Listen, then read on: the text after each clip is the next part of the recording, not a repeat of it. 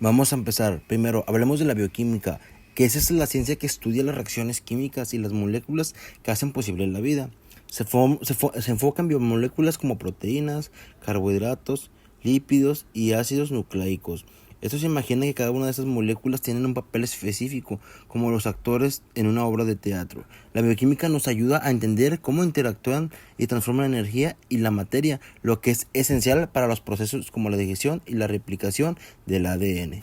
Ahora pasaremos a la función del agua, que es este líquido tan común, es hecho vital para la vida y tiene varias funciones biológicas y muy claves. Primero, es solvente universal, es decir, ayuda a disolver muchas sustancias, facilitando las reacciones químicas que ocurren en nuestras células. Además, el agua actúa como regulador de temperatura. Gracias a su alta capacidad calorífica, esto significa que ayuda a mantener una temperatura interna constante en los organismos. También transporta nutrientes desechos en nuestros fluidos corporales y participa en muchas reacciones químicas, y no olvidemos que proporciona un soporte estructural a las células. Ahora hablemos de las interacciones no covalentes. Estas son interacciones que no implican enlaces químicos fuertes, pero son súper importantes en la biología. Incluyen cosas como los puentes de hidrógeno que se forman en moléculas y las interacciones hidrofóbicas, donde las moléculas no polares se agrupan para evitar el agua. También tenemos las fuerzas de Van der Waals y las interacciones electrostáticas que ocurren entre cargas opuestas. Todas esas interacciones son claves para la estabilidad estructural biológico, como las proteínas y las membranas celulares.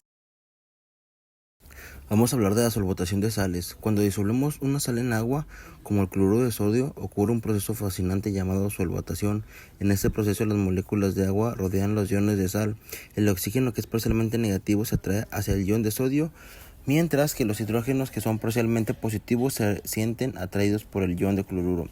Esta interacción ayuda a separar los iones, permitiendo que la sal se disuelva, y la solvatación no es solo un importante para disolver sales, sino que también facilita muchas reacciones químicas en el cuerpo. Del otro lado, la solvatación de moléculas antifapáticas. Las moléculas anfipáticas tienen una parte polar y una parte apolar. Un buen ejemplo de fosfolípidos, que componen las membranas celulares en un entorno acuoso. De las partes polares en estas moléculas se orientan hacia el agua, mientras que las partes apolares se agrupan alejándose del agua.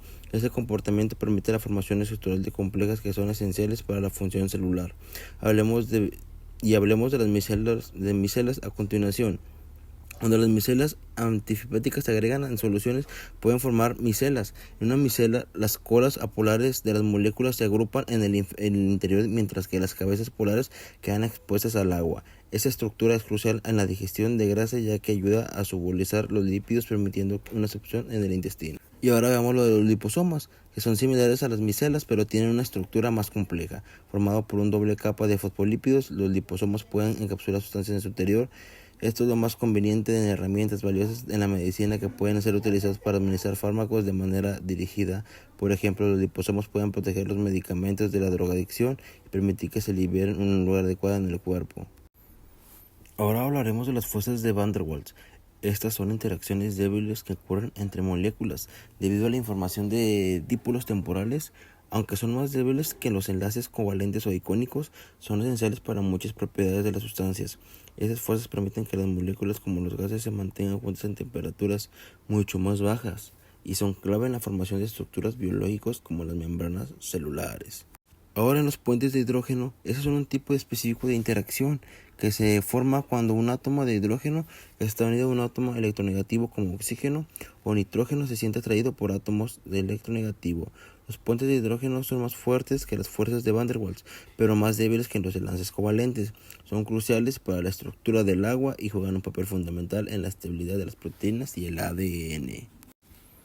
Y en las moléculas polares, estas son moléculas que no tienen una carga eléctrica neta, lo que significa que sus electrones se distribuyen de manera uniforme. Como resultado, no se disuelven fácilmente en agua, que es polar. Ejemplos comunes de moléculas apolares son los lípidos y los hidrocarburos. Su naturaleza polar les permite formar unas interacciones hidrofóbicas, donde se agrupan entre sí en un entorno acuoso. Hablamos de la ionización. En este proceso implica la separación de una molécula en iones. Por ejemplo, cuando un ácido se disuelve en agua, se ioniza liberando iones de hidrógeno en la solución. Esto es totalmente crucial para que los iones sean exactamente responsables de muchas de estas propiedades químicas y físicas en las soluciones. Ahora, por otro lado, los electrolitos son sustancias que al disolverse en agua se ionizan y conducen electricidad. Los electrolitos son esenciales para diversas funciones biológicas, como la transmisión de impulsos nerviosos y regulación del equilibrio de fluidos en el cuerpo. Los ejemplos comunes incluyen en sales, ácidos y bases. Y pasemos por este lado los ácidos y bases de Proust-Lowry, que según esta teoría es un ácido de una sustancia que dona protones de H+, mientras que una base es una sustancia que acepta protones. Esta definición es una amplia muestra de comprensión de los ácidos y bases más allá de las definiciones tradicionales y nos permite analizar reacciones en un contexto mucho más amplio. Y hablemos también de la acción de las masas. Esta ley establece que la velocidad de una reacción química es proporcional a la concentración de los reactivos. Eso es clave para entender cómo las concentraciones de ácidos y bases afectan el equilibrio químico en soluciones.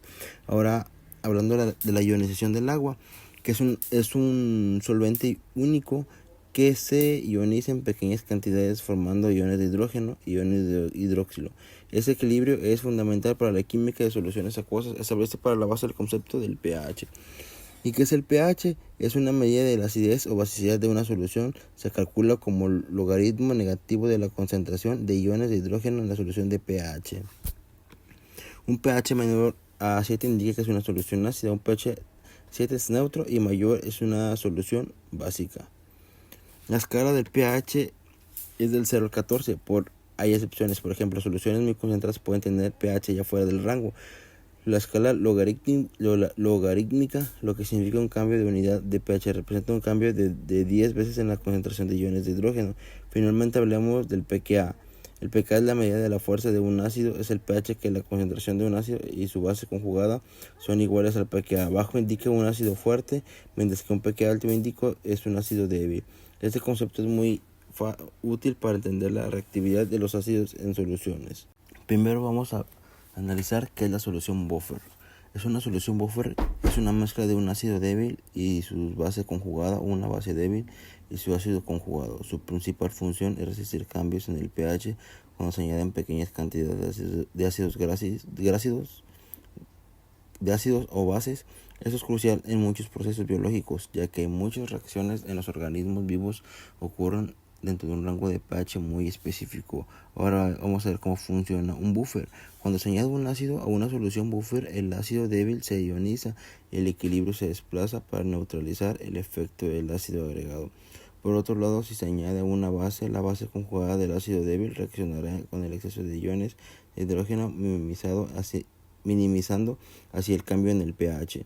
Este mecanismo de acción es lo que hace que los buffers sean tan importantes en el sistema biológico, donde mantener el pH constante es fundamental para la función enzimática y en otros procesos. A continuación hablaremos de las curvas de titulación, que esta curva de titulación es un gráfico que muestra cómo cambia el pH de una solución a medida que se añada un titulado, que puede ser un ácido o una base. Durante la titulación se puede observar que el pH permanece relativamente constante en la región del buffer. Sin embargo, en la zona de equivalencia es donde se ha añadido la cantidad exacta de titulado necesaria para neutralizar el ácido o la base presente del pH. Cambia drásticamente. Este cambio es muy útil para determinar el punto de equivalencia en la concentración de los reactivos de la solución. Ahora veremos de la preparación de los buffers. Para separar una solución de buffer se puede combinar un ácido débil con una base conjugada en proporciones adecuadas. Por ejemplo, si deseamos preparar un buffer de ácido acético, mezclaríamos ácido acético y acetato de sodio, la relación entre la concentración del ácido y su base conjugada, y se puede calcular usando la ecuación de Henderson o de Hasselbalch, que relacionan el pH y el pKa y las concentraciones de ácido y base. Ahora hablemos de las alteraciones de ácido, base y equilibrio, que existen varios trastornos que pueden alterar el equilibrio. Vamos a hablar de la bioenergética. ¿Qué es? Vamos a dar una pequeña introducción, ya que hablamos que es el estudio de transformaciones de energía del sistema biológico. Examina cómo los organismos obtienen, almacenan y utilizan energía para realizar funciones vitales. Esta disciplina integra conceptos de biología, química, física y termodinámica, lo que lo convierte en un área esencial para comprender la vida. Importancia de la bioenergética, metabolismo. La bioenergética explica los procesos metabólicos, que son las relaciones químicas que permiten los organismos para convertir los nutrientes en energía utilizable. Homeostasis son los organismos que deben de mantener un equilibrio interno, y la bioenergética juega un papel crucialmente adecuado en la regulación de la temperatura y otros procesos vitales. El desarrollo y la reproducción a través del uso eficiente de la energía. Los organismos pueden crecer, reproducirse y adaptarse a cambios en el entorno. Que hay varios fundamentos de la termodinámica, que es la rama que también es, que, como decíamos en la introducción, que estudia las relaciones entre el calor y el trabajo de la temperatura, y se aplica en diversas áreas, de ingeniería hasta la biología, y está regida por 4 leyes, de las cuales 3 son especialmente relevantes para la bioenergética. La primera ley es la termodinámica, que es la ley de conservación de la energía. Esta ley establece que la energía es un sistema aislado, no se crea ni se destruye, solo se transforma de una forma u otra en términos biológicos. Ejemplo, cuando un organismo consume alimento, la energía química en enlaces de las moléculas del alimento se transforma en energía utilizable. Durante la respiración celular de la glucosa se oxida para liberar energía que se almacena en forma de ATP, adenosín trisfosfato. Aplicaciones en bioenergética. Los procesos metabólicos, como la glucólisis, es el ciclo de Krebs, son ejemplos claros de esta ley. La glucosa se descompone en varias etapas, liberando energía que se captura, como el ATP, que luego se utilizan para diversas funciones celulares, como la concentración muscular y síntesis de biomoléculas. Segunda ley de la termodinámica, la entropía. La segunda ley establece que en cualquier proceso energético, la entropía es la medida del desorden de los sistemas cerrando tiende a aumentar. Esto implica que la energía tiende a dispersarse, que los sistemas tienden a moverse hacia un estado de mayor desorden.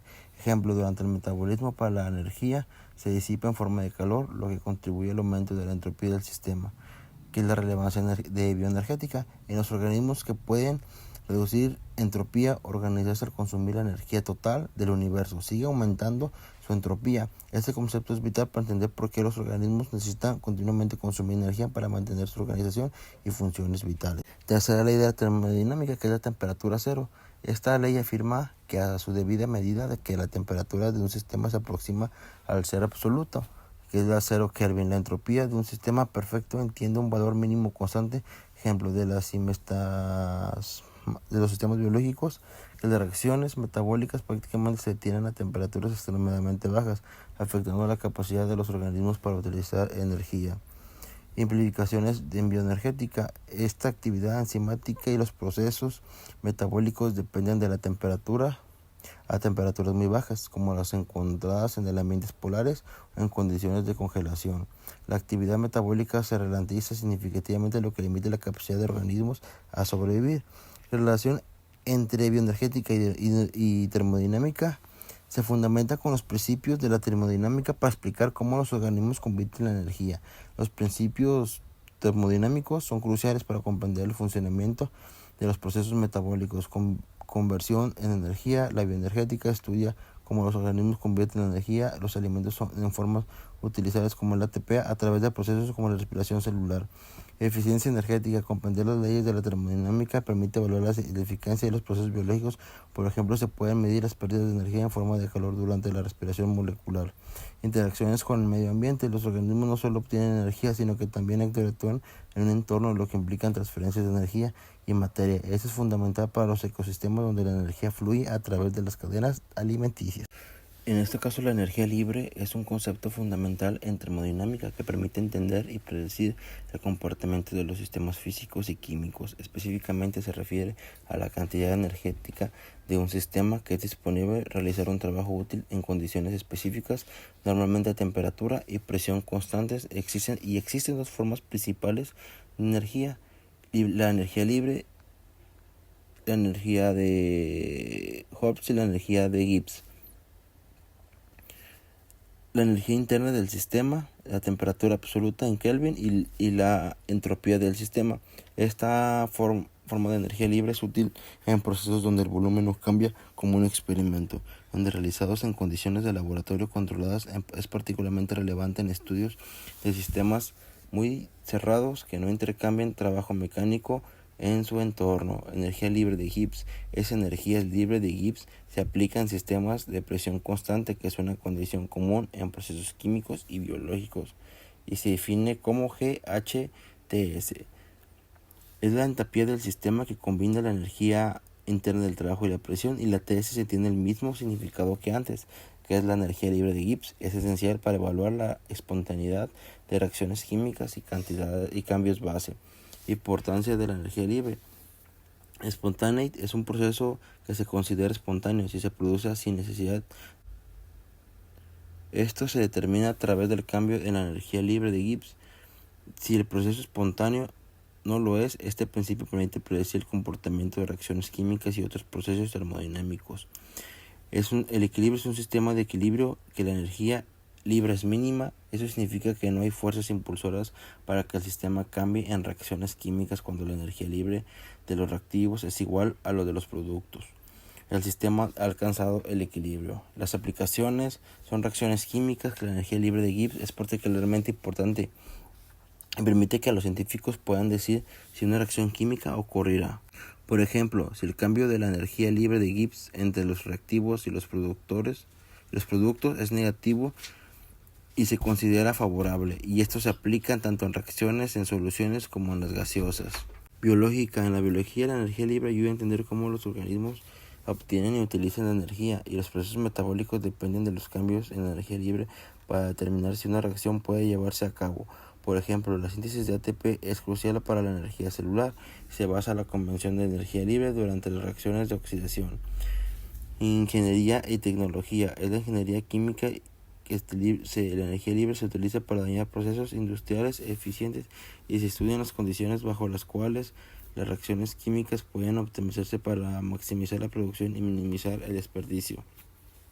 La relación con la entropía. La energía libre también está íntimamente relacionada con la entropía, que mide el desorden de un sistema, y la segunda ley de la termodinámica establece que la entropía de un sistema aislado tiende a aumentar. En este contexto, la disminución de la energía libre durante un proceso y está relacionada con el aumento de la entropía, lo que refleja la tendencia neutral de los sistemas para evolucionar hacia un estado en desorden. En conclusión, la energía libre es un concepto esencial en la termodinámica que ayuda a entender la disponibilidad de todos los sistemas físicos y químicos. Su aplicación abarca desde la química y la biología hasta la ingeniería, proporcionada en una herramienta valiosa para predecir la espontaneidad de reacciones y el comportamiento de sistemas en equilibrio. Y comprender la energía libre y su relación es fundamental y abordar problemas en diversas disciplinas científicas y tecnológicas. Ahora vamos a hablar de la energía libre estándar, detonada como un concepto fundamental en la termodinámica y química que nos permite evaluar la viabilidad y espontaneidad de las acciones químicas en condiciones específicas. A continuación exploraremos su definición, cálculo, interpretación, explicaciones y factores que influyen en ella.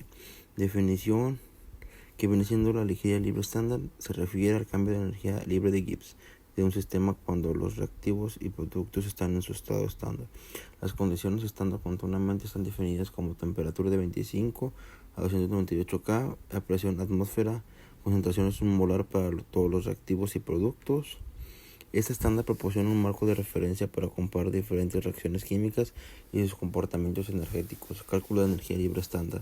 El cambio de energía libre estándar para una reacción química se puede estar calculando de la siguiente manera. En cambio, la entropía estándar representa la cantidad de energía absorbida y liberada de una reacción o presión constante. La temperatura de Kelvin es crucial porque libre dependiente de temperatura. El cambio de la entropía estándar es término que indica la dispersión de la energía del sistema y cómo cambia el desorden de la aleatoriedad durante la reacción. La energía libre estándar proporciona información crucial sobre la espontaneidad y de las reacciones. La reacción espontánea es condición estándar. Eso significa que la energía del sistema disminuye favorablemente para la reacción. El sistema de un equilibrio significa que las tasas de reacción hacia adelante y hacia atrás son iguales y no hay ningún cambio neto en las concentraciones de reactivos y productos. La energía libre estándar tiene diversas aplicaciones en múltiples campos, como en la química, que permite la dirección de las reacciones químicas. Por ejemplo, la síntesis de compuestos se pueden usar para seleccionar rutas sintéticas más favorables. En biología, los procesos metabólicos como la respiración celular. La energía libre estándar ayuda a extender cómo las células obtienen y utilizan la energía. Ingeniería. En la industria química se utiliza para optimizar condiciones y reacciones en la producción de productos químicos, permitiendo un diseño más eficiente y más económico.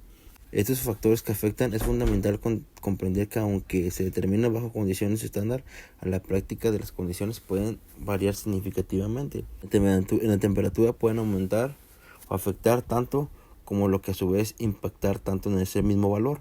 En las presiones, en reacciones que involucran gases, cambios en la presión pueden alterar las concentraciones de los reactivos y productos modificando hacia el equilibrio. Concentraciones. En condiciones no estándar, las condiciones de reactivos y productos influyen directamente en la energía libre.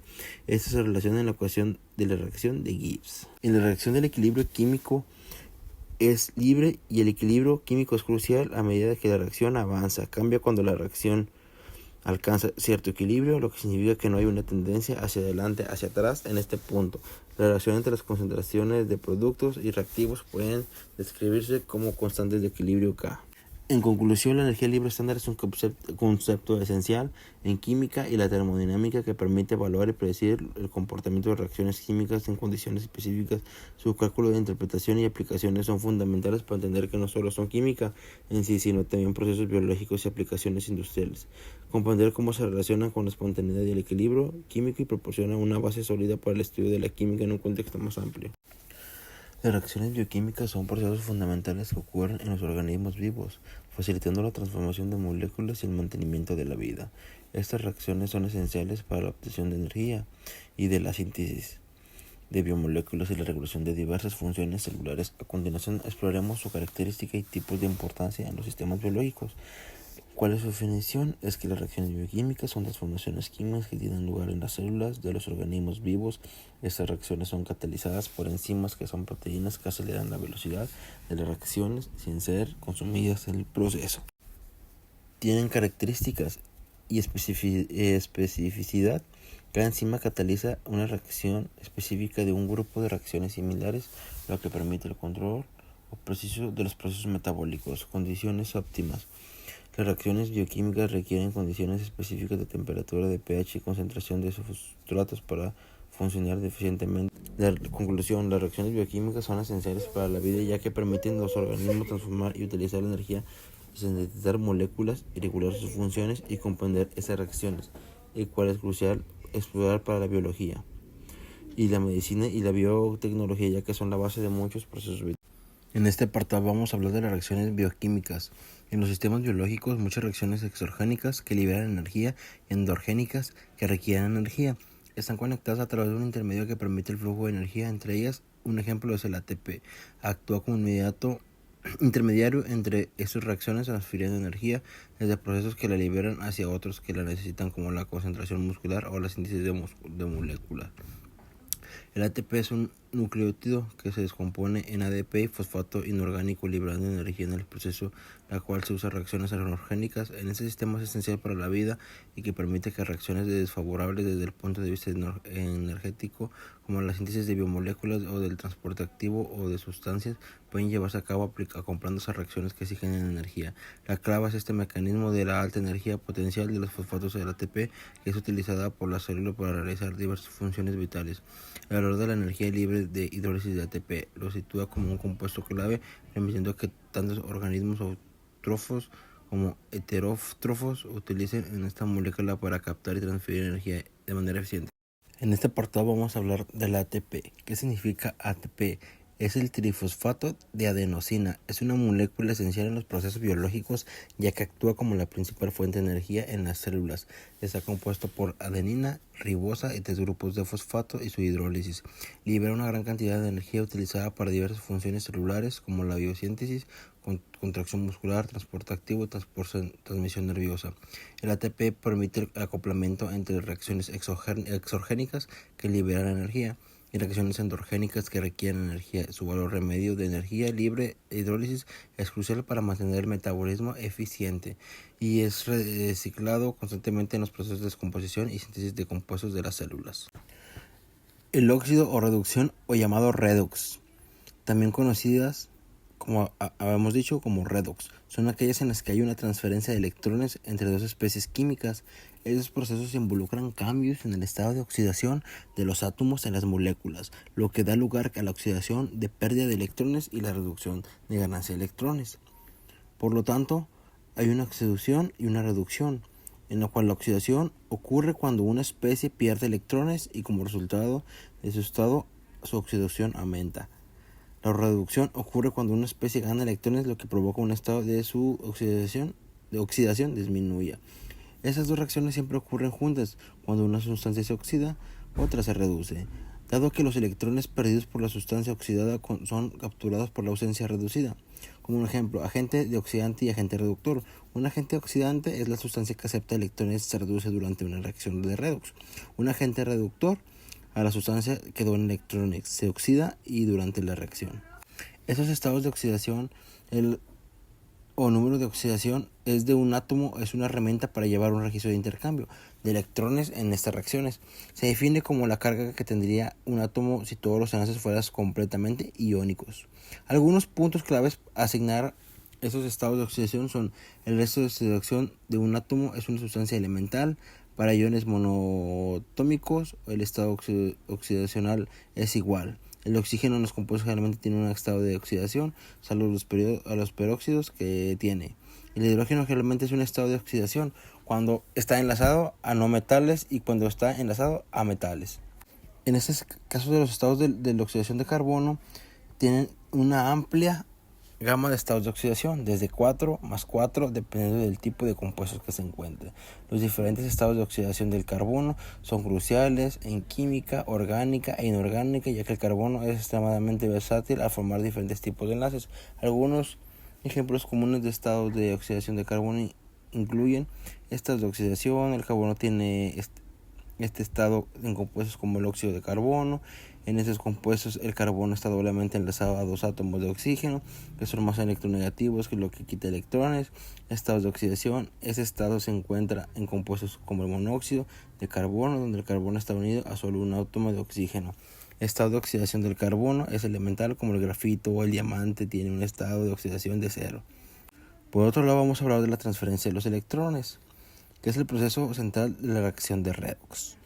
Ocurre cuando un electrón o un conjunto de electrones se mueven desde una especie química, el agente reductor, hacia otra, el agente oxidante. Esta transferencia no solo altera el estado de oxidación de las especies involucradas, sino que también puede generar energía.